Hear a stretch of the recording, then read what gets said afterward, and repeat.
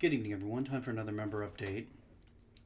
Now, you can see here in the overnight hours, we're getting a bit of a rally in silver. You can see we're trying to make a run at that $18 price. You can see that there's resistance here, just the final leg of resistance right there from actually nearly a year ago. And you can see we're trying to push through that price. Let's put up the volume here. So the big volume spikes that we've had there and there now seem to be buying. And I'm going to show you that when we get to the FinViz chart. Let's look at the long term here. Again, that emphasizes on the monthly that this all this volume now is buying volume, at least from the chart perspective. You can see the MACD is rounding up from a very, very -2. It's about a quarter of the way to zero. It still has 3/4 of a way to go to get all the way to just to zero. Whereas the weekly, you can see, has just recently broken out, and that coincides with the latest rally. So let's get over to the FinViz chart here, and I want to talk about commitment of traders. This isn't really something that I pay a lot of attention to, mainly because I don't trust a lot of the information coming out of the comics. But this is something that was very interesting when I saw this on the chart.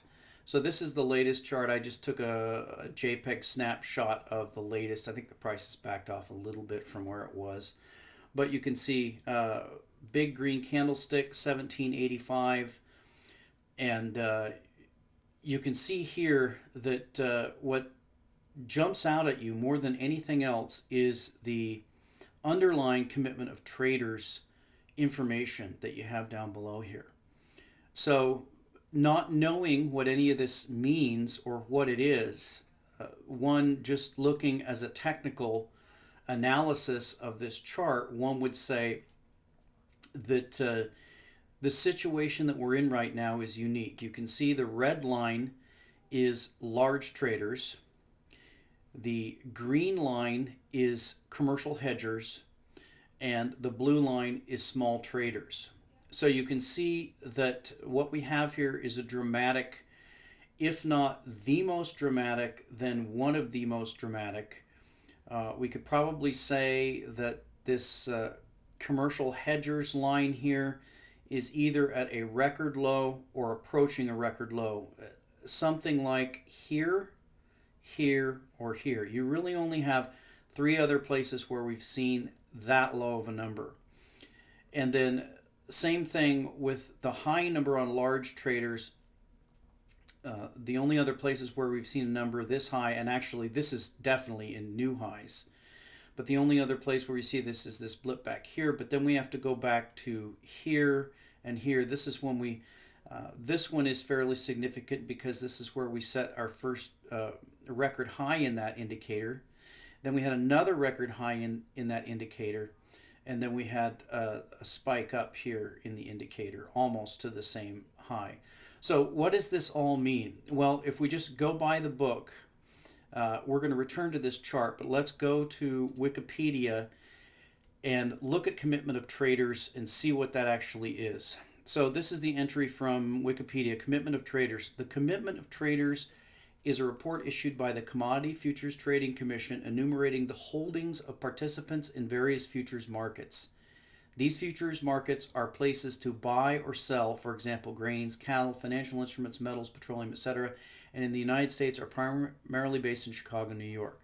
The CFTC releases a new report every Friday at 3:30 p.m. Eastern Time, and the report reflects the commitments of traders on the prior Tuesday. The weekly commitment of traders report is sometimes abbreviated COT.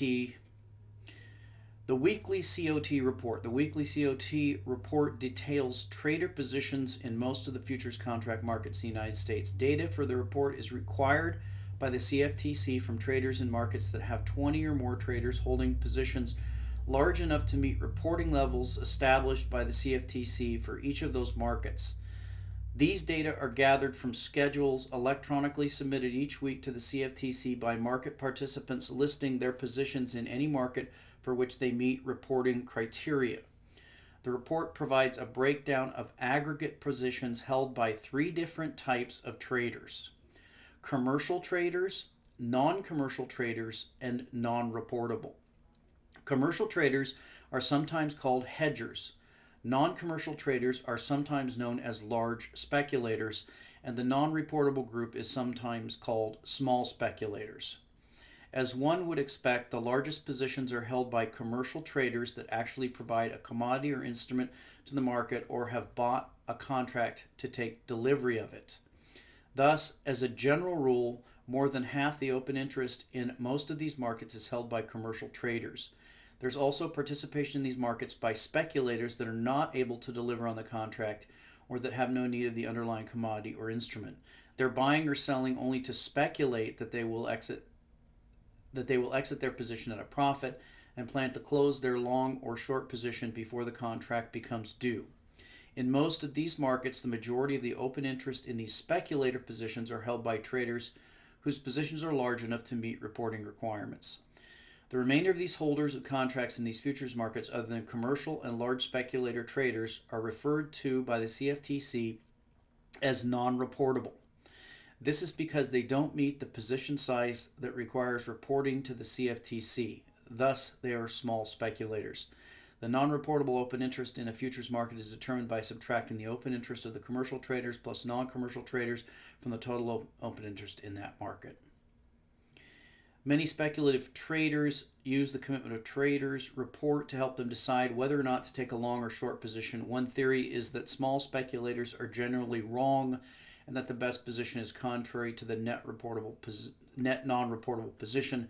Another theory is that commercial traders understand their market the best, and taking their position has a better chance of profit, which is pretty much the same thing as the small speculators being wrong. So that's the explanation. Now you have to keep in mind that the commercial traders are sometimes called hedgers, and that's going to be in the silver market. We're going to be talking about people who are supplying silver to the market, and or people who are planning on taking delivery of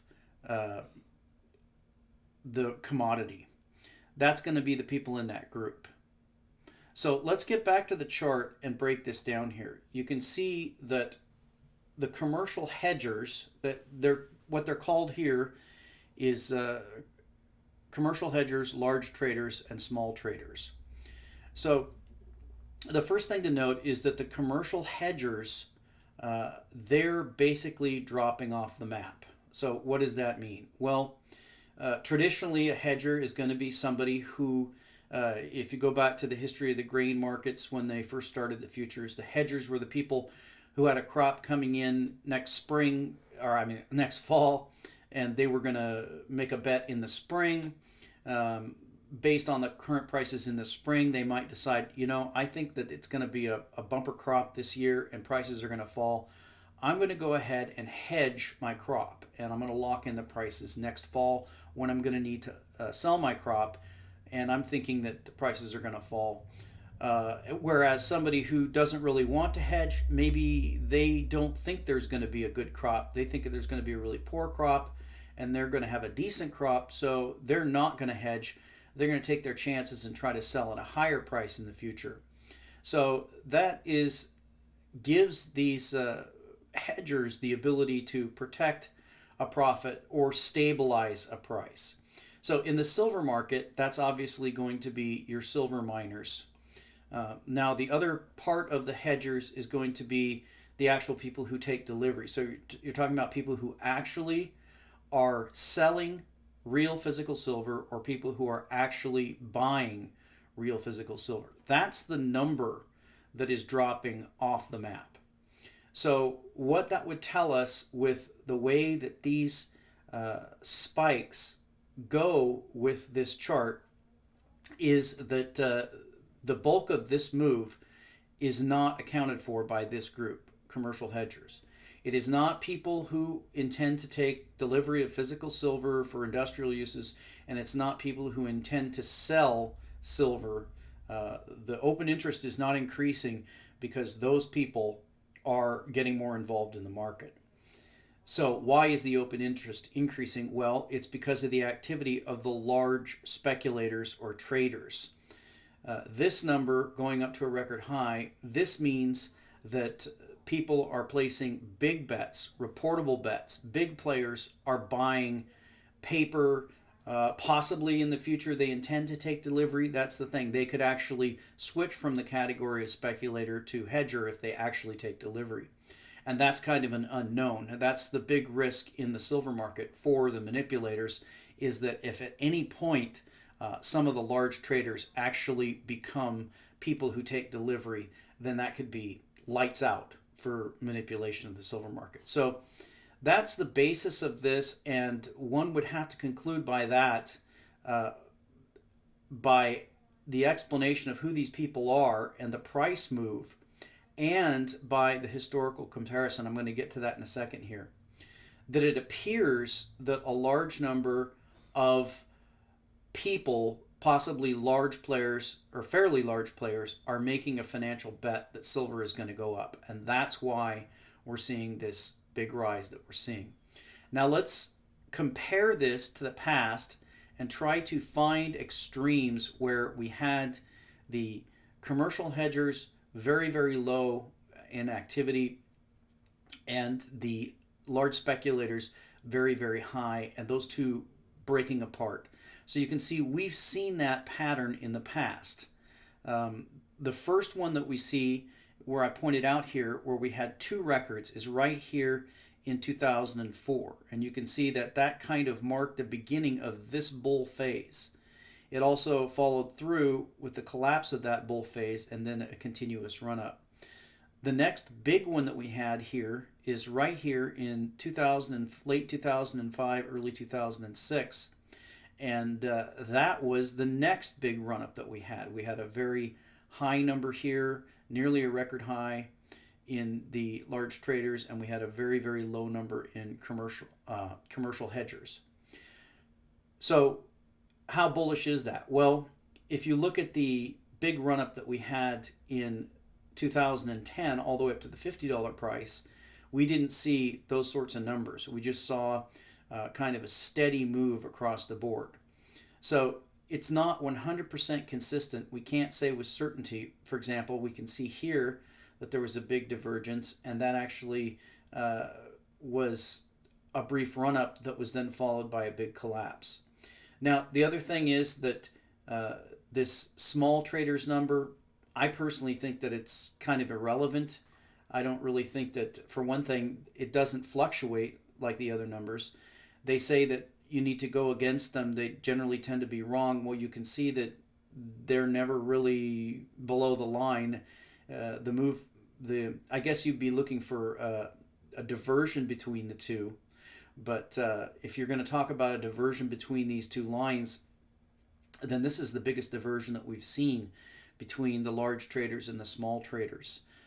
Does that go with the past as well? Well, considering that the blue line is pretty much a flat line, yes, in the sense that it lines up with the large traders. So you can see that the biggest difference now between the small traders and the large traders is right now. The small traders have not picked up their buying, but clearly the large traders have. So what does this all mean? Well, it could mean that we're beginning a new bull phase like we saw in 2004 or 2006.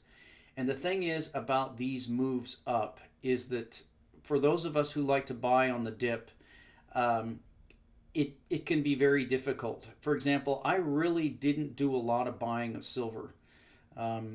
From late 2010 through until after this had crashed, because I usually buy on dips. I think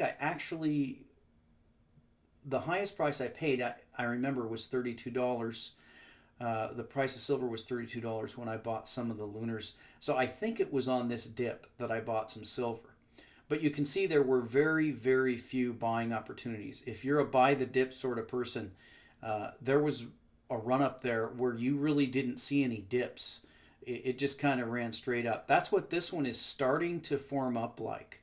And so what can happen when you have one of those is, if you haven't really kind of gone on board yet, You can end up chasing the market, and that's not a bad thing if you have a runaway bull market. But if you're expecting a correction that never comes, then it can get away from you, etc. I'm happy to let the market get away from me. I've done quite a bit of buying. All of us had an opportunity to do quite a bit of buying during these lows here. We had a period of a year and a half where we had prices bouncing under $17. And if you didn't get a chance to stack during that time may have passed. So let's jump over and look at the compare silver prices here.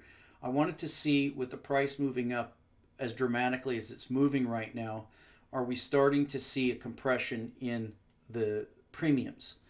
Well, we're definitely seeing a compression in the percentages on the premiums. They, at one point, they were 25 and 30%. It makes sense that if they just stay the same dollar amount, then those percentages are going to go down. But still, the percentages are pretty high. You can see here for 90-ounce silver bags, for one, or I'm sorry, 90% silver bags.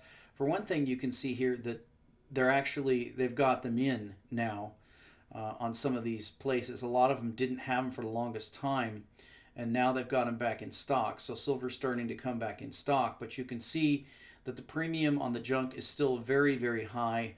The best premium is 17.05%.